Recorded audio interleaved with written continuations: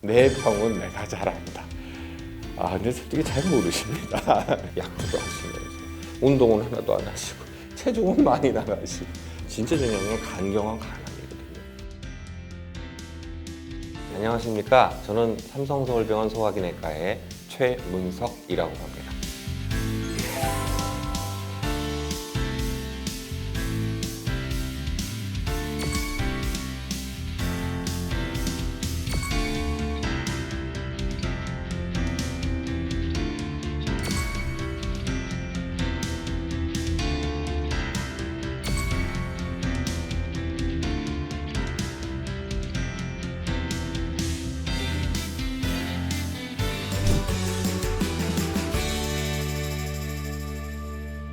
간은 정말 많은 일을 합니다. 인체에 거대한 화학 공장 같은 거라고 생각을 해서 제일 대표적인 건 음식이 우리 몸에 들어오면은 그게 위, 소장, 대장을 거쳐서 흡수가 되는데요.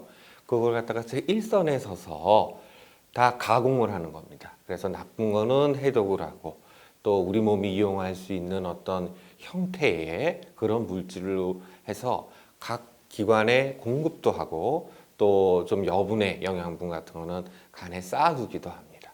내지간이 망가져서는 자기가 증상을 못 느낀다는 겁니다. 예를 들면 뭐 편도선 같은 거.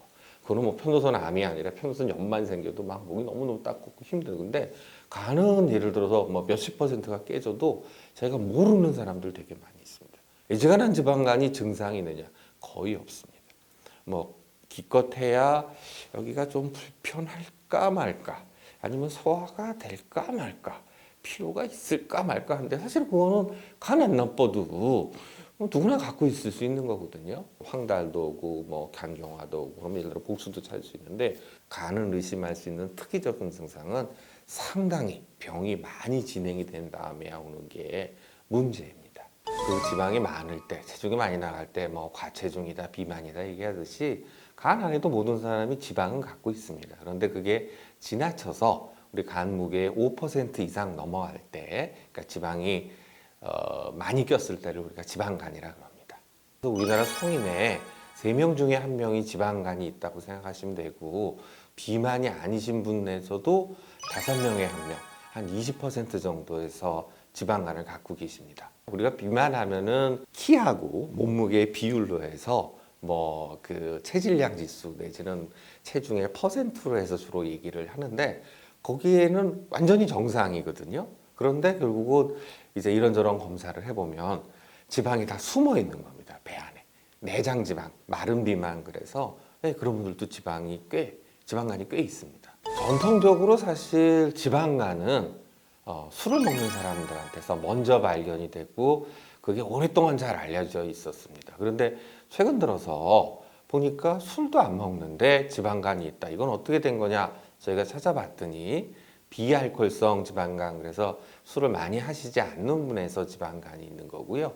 주로 원인이 되는 거는 운동 안 하는 거, 많이 먹는 거, 그리고 우리 대사증후군, 그래서 여러 가지 뭐 고지혈증이라든지 허리 둘레가 많이 나왔다든지 그런 사람들에서 그 지방간이 흔하게 발견이 되고 있습니다. 남자는 한 40대에 제일 많이 발견이 되는 것 같고 여자는 폐경하고도 좀 연관이 돼서 한 50대에서 60대에 제일 흔하게 발견이 되고 있습니다. 단순한 지방간은 그렇게 큰 건강상의 문제가 안 되는데요. 정확한 의학적인 용어로 하면은 지방간 질환. 그래서 이게 제일 큰 집합입니다. 그리고 그 안에 이제 부분 집합들이 있는데 제일 가벼운 게 단순 지방간, 그 다음이 지방간염, 그 다음이 간경화, 간암. 그래서 오히려 B형간염이나 C형간염은 간경화나 간암의 원인으로 많이 줄어들면서 오히려 이 지방간이 좋지 못한 의미에서 떠오르는 스타가 되고 있는 거죠. 단순 지방간은 지방이 간에 껴있긴 한데 간에 특별한 해를 안 일으키고 있다고 생각하시면 됩니다. 근데 지방간염 그러면 실제적으로 염증을 일으키는 거고요. 그게 이제 지방간염 내에서도 섬유화, 그래서 이제 간이 딱딱해지는 정도가 다른데요. 0, 1, 2, 3, 4로 섬유화 단계를 나누는데 0이나 1단계는 그렇게 큰 문제가 없는데요.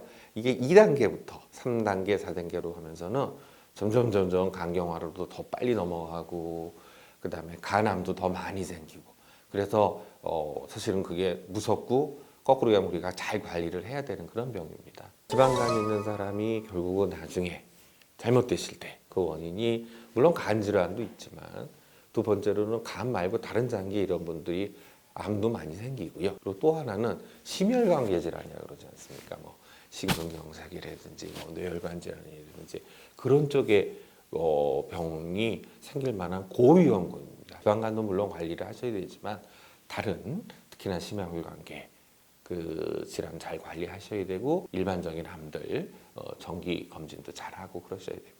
가진 많은 수치가 AST, ALT라는 겁니다. 간 기능을 얘기하는 건 아니고 간이 깨지면 흘러나오는 어떤 그런 물질이라고 생각하시면 됩니다. AST, ALT가 0인 사람은 없습니다. 간세포가 만들어지고 다시 생겨나고 그러면서 예를 들자면 뭐 20, 30 수준으로 늘 이렇게 가는데 간이 손상을 받으면 이렇게 많이 깨지니까 뭐 몇십, 몇백, 심지어는 뭐 몇천이나 몇만 갈 수 있고요. 두 번째로 이제 관심이 있으신 것들이 황달입니다. 그래서 사실은 황달이야말로 진정한 간 수치라고 할 수 있는데요. 우리가 정수기 필터가 깨끗하면 예지간한 오염된 물이 들어가도 나오는 결과물이 맑은데 필터가 오래되고 필터가 기능을 못하면은 누런 녹물이 나오지 않겠습니까? 마찬가지입니다. 그래서 우리 몸에서 늘 깨지는 노폐물은 역시 우리 모든 사람들이 갖고 있는 건데 간이 시원치 않아지면 그 필터링 기능을 못해서 정말 누런 물이 나오는 거죠. 그래서 황달 수치, 빌리루빈이 올라가는 거고요. 감마지티라는 수치가 있습니다. 넓은 의미에서 지방간 수치입니다. 술 드시면 올라가고요. 두 번째로는 지방간 있으면 올라갈 수 있고 그렇습니다. 지방간을 사실은 정확하게 진단을 하려면 조직 검사를 해야 됩니다. 물론 조직 검사가 뭐 아주 위험한 건 아니지만 환자분들도 여기 침을 찔러서 통증이 있을 수도 있고 염증이 있을 수도 있고 전 인구의 3분의 1이나 되는 사람을 조직 검사할 수는 없고 조직 검사가 가장 유용하고 이제 골드 스탠다드라 그럽니다. 그런 거긴 하지만 실제적으로는 제일 많이 쓰는 게 초음파고요. 초음파하면 지방간 꽤 잘 알 수 있습니다. 여러 가지 혈액 검사 중에서 그 지방간 내주는 간이 아까 섬유화라 그랬는데 간이 얼마나 굳었는지를 보는 검사가 있을 수 있고요. 또 하나는 간 스캔, 저희 병원에 이제 파이브로 스캔이라는 게 들어와 있는데 얼마나 굳었는지를 보는 그 역할도 할 뿐 아니라 지방이 얼마나 찼는지 그거를 구별해서 볼 수 있어서 그런 것들이 제일 많이 쓰이고 있고요. 수술도 합니다. 뭐 비만 수술이라고도 하고 대사 수술이라고 하는데 그거는 예를 들어 일반 정도 분들이 하시는 건 아니고요. 주로는 고도 비만 있으신 분들이 하시게 됩니다. 이런 분들이 이제 대사증후군도 있고 심혈관계 합병증도 있을 기 때문에 수술의 득과 실을 따져서 근데 그거는 꼭 전문가랑 상의를 하시고 먼저 특효약은 없습니다. 예를 들어 혈압에도 특효약이 있고 고지혈증에도 특효약이 있고 당뇨에도 특효약이 있고 비형간염에도 특효약, C형간염에도 특효약인데 지방간약은 아직은 없습니다. 그래서 결국은 본인이 생활 습관으로 하시는 수밖에는 없고요. 술 드시는 분은 당연히 술을 줄이셔야 됩니다. 사실은 절대적으로 안전한 음주량이라는 건 없고요. 정상적인 잔에 정상적인 술을 무슨 얘기냐면 소주잔에는 소주를 맥주잔에는 맥주를 맥주잔에 소주 말고 그건 반칙이고요. 정상적인 잔에 정상적인 술을 남자는 2잔, 여자는 1잔. 그러면 이제 저랑 좀 친하신 분들 그렇게 먹으려면 내가 술을 안 먹고 말지 그러시는데 근데 사실은 사실입니다. 단 거하고 기름진 게 나쁩니다. 특히나 딱 먹고 기분 좋은 거 있지 않습니까? 청량음료라든지 아주 달디단 케첩 같은 거, 그 향신료 같은 것들은 그런 거는 우리 몸에 들어가면은 금방 지방으로 바뀌거든요. 그래서 그런 것들 참고하셔야 되고 운동하셔야 되고요. 40대의 병, 50, 60대의 병이기 때문에 강한 운동을 하기는 쉽지 않습니다. 그래도 심한 정도 운동이 아닌 중간 정도 운동을 해야 되는데요. 운동을 하고 났더니 뭐 예를 들어 속옷까지 흠뻑 젖는 게 아니라 여기가 이제 땀이 촉촉하게 젖는 정도 그 정도 운동이면 사실은 그 나이에는 되는 거고요. 보통 한 30분 정도 본인이 운동하실 수 있다고 생각하면은 닷새 1시간 정도 운동할 수 있으시면 3일, 일주일에 말이에요. 그 정도는 하시는 게 그때부터 뭐랄까 효과가 본격적으로 나타난다 그럴까요? 그렇게 이해하셨으면 좋겠습니다. 사실은 뭐 비형 간염이 있다고 지방간 잊지 말라는 법 없고 알코올성 간질환 잊지 말라고 하는데 자기는 간염이 아니고 보균자라고 생각합니다. 그러니까 한 번 보균자는 절대 간염이나 간경화나 간암으로 안 간다고 생각하는데 그렇지 않습니다. 보균자라는 단어보다는 내가 간염인데 지금은 비활동성인 단계다. 간 기능이 양호한 단계다.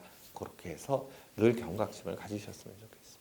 비형 간염에 대해서는 항바이러스제가 있습니다. 우리가 혈압약을 평생 먹듯이 그 약을 계속해서 먹으면 경화나 암 같은 거를 우리가 확 줄이고 예방할 수 있기 때문에 꼭 꾸준히 치료를 받으시고요.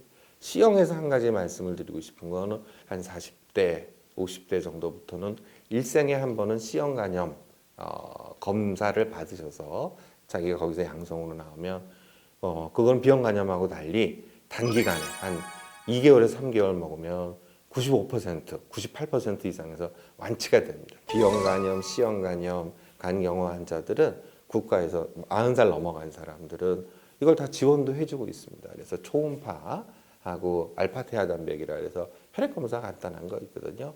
그걸로는 꼭 하시기를 저희가 권해드리고 만성간질환의 그 위험을 가지신 분들은 1년에 2번씩은 꼭 하셨으면 좋겠습니다. 우리가 관리를 잘하면 술도 안 먹고 말씀드린 대로 운동하고 식사 조절하면은 거의 정상까지 돌아올 수 있느냐?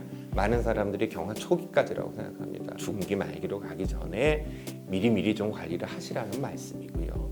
두 번째로는 간경화 한 중기 정도 되십니다. 그러면 관리를 하는 사람하고 안 하는 사람의 예후는 천지차입니다. 거기서라도 조금이라도 예를 들어 간경화 초기 정도로 돌아오고 나빠질 때라도 좀 천천히 나빠질 때는 꾸준히 관리를 하시고 계셔야 되고요. 적어도 지방간, 간질환 관리에 있어서는 너무 늦은 시간이라는 건 없습니다. 지금이 제일 이른 시간이니까 지금부터 관리하시면